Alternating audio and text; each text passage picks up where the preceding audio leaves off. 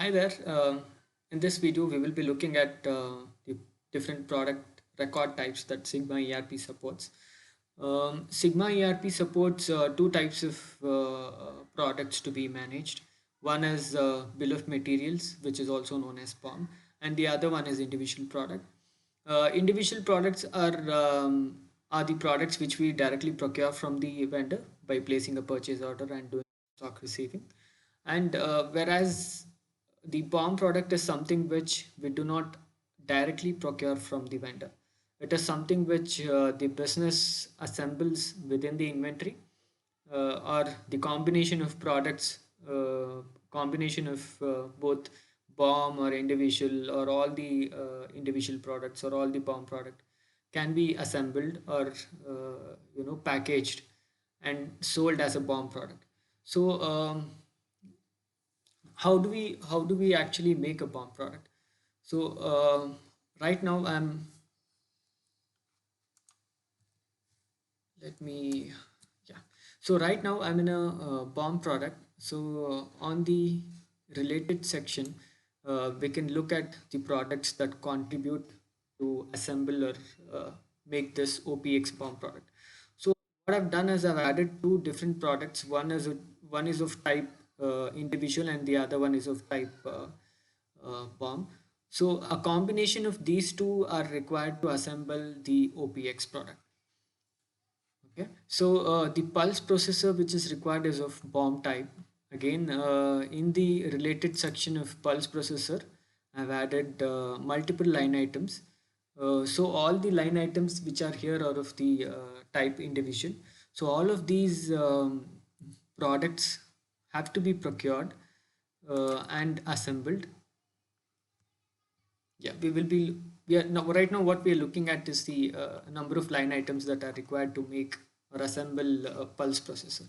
So there are 60 of them which are required to make pulse processor, and it also captures the lead time that is required to procure it from the respective vendor. Okay, so and the lead time that is captured against each of the line items are accumulated in the end product, that is the BOM product. So it gives us the overall view of what is the maximum lead time that is required to assemble the product which is called pulse processor. So in turn, once I have the pulse processor product in stock, I can make an OPX product, right? And here I have another product individual which is required for OPX, which is required for assembling OPX product. So let us go and check what is the inventory status of these two products. So if I scroll down in the related section, I'll be able to see the preferred vendor and also the product inventory. So I'm good to go with one conversion, as I have one pulse processor in the inventory. And also let us check the product inventory of the analog front end product.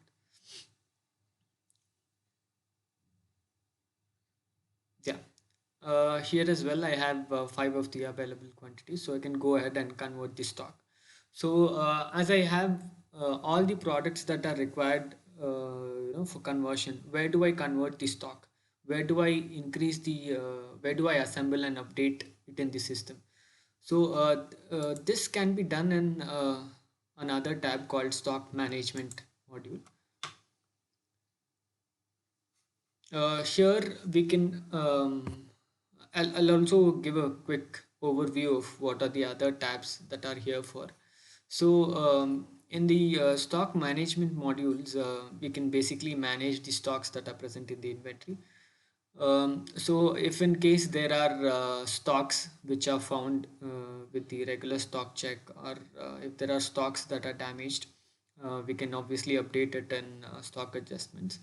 And if the business is intended to maintain multiple inventory locations, even in that case, there is a lot of stock movement that is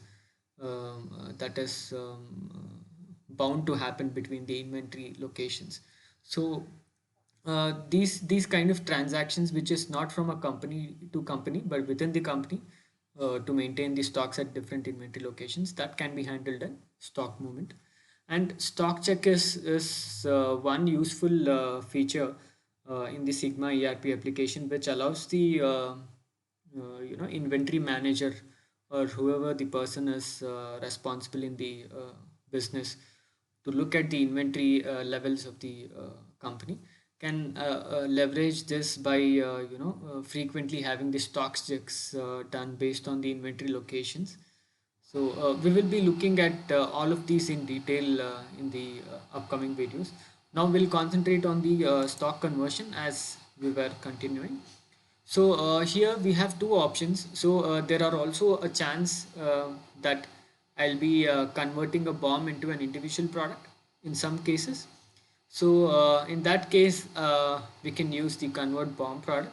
So in this video, we will be looking at how to make a BOM product, because that is more relevant to the business use case. So what we are converting is the end product. So we will pick up the end product name here, and the system by default picks up the attributes of the product. So it says it is of which product type and what is the available quantity of the product right now, and so and so. So right now the available quantity is 0. We can cross verify that in the product inventory. Yes. So I'll go ahead and pick a location where I want to increase the stock, and also the bin. So here, based on the inventory location that I select, I'll be able to choose the bin. Only the bins which are available in that particular location, say for example IL 0002, there are only 2 bins available. So I'll be able to choose from the available bins, and also I can see how many of the quantities that I want to assemble. So there is another important feature or uh, or a query wherein they would want to know what is the quantity of product that is needed to fulfill the orders. So in this case, where I feel I'm not sure how much to increase the stock with, I can always go to something called as demand planning, where we can see how much of the quantities are actually needed to fulfill the orders. So I'll get into manufacturing module and click on demand planning. The two other tabs which we see here, I'll be going through those in the next coming up videos. So we were about to figure out what is the number of quantities that needs to be assembled. Yeah, based on there are a few statuses available here, like the pending and order confirmed. So what happens here is there are two different account types, customer account types, which is available in Sigma application. One is of the cash customer type, and the other one is the credit customer type. Wherein cash customer will have to make a payment and make the order confirmed, and then it continues with the outbound cycle, such as picking, packing, and shipment after the sales order is in place. So when in terms of credit customer, we don't overlook for the payment against an order to fulfill it, as there are some credit terms which are defined for the customer, say $1,000 or $2,000, in which case up until the orders reach 1,000 or 2,000, it can be passed through the pick, pack, and shipment. So only after a 30-day or a 45-day period of time, the payment is expected from the customer. So it can be confirmed and pick, pack, shipped. So based on these two statuses, we can list out the number of orders which are present, which are still outstanding to be assembled. So here, in another case where we have the order confirmed from the customer, but we don't have the stock in place. So these kind of orders are stored in the system as back orders, and we also define the date wherein the customer is expecting the product to be delivered. So we will look at the outstanding products that are required. So there is one back order quantity. So right now the quantity of products that need to be assembled are one, based on the orders that we have. So and also it displays the information about the order that is in the application, and how many of the products are required, and what is the created date. And we can also have additional fields which are required for the business, such as when is the order being expected to be delivered.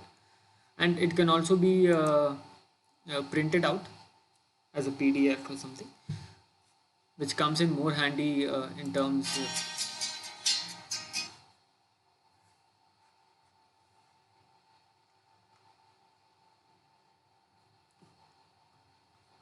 So we will get back to the stock conversion, and as we now know, the number of quantity that are required to produce is one. It will also give us the information on what are the line items that are required to make an OPX product. So it says one analog front end product and one pulse processor is required. And it gives us the detailed information of where exactly these products are available. So as we can see, there are two different locations where we can see the products, where we can pick the products from. So it also gives us the lot number if it is associated with, or the PSN number if it has a serial number associated with it, and the exact bin if the company or the business uses bin level of inventory tracking, and also the unit price of how much it was procured for. So I'll just go ahead and pick one from the New York location, and the other one from the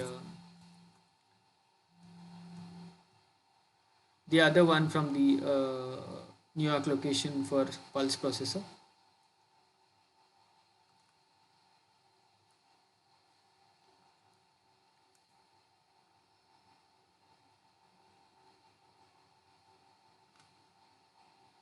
So now the conversion is complete, and in the OPX product inventory, we can see the updated quantity, updated available quantity, which can be used to fulfill the order which we already have in place. The order which we already have in place is SO 0008 for Mark Lewis customer, who is a credit customer, for whom we have assembled an OPX product. Just refresh, and we can see the available quantity updated in the product inventory for OPX product.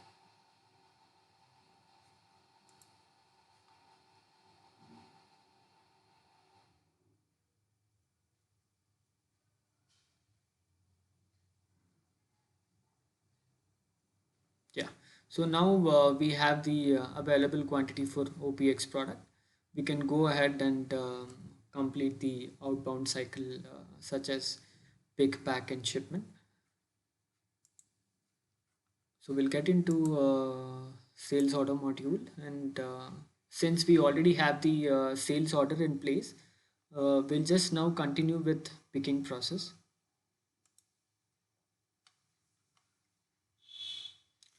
So here picking is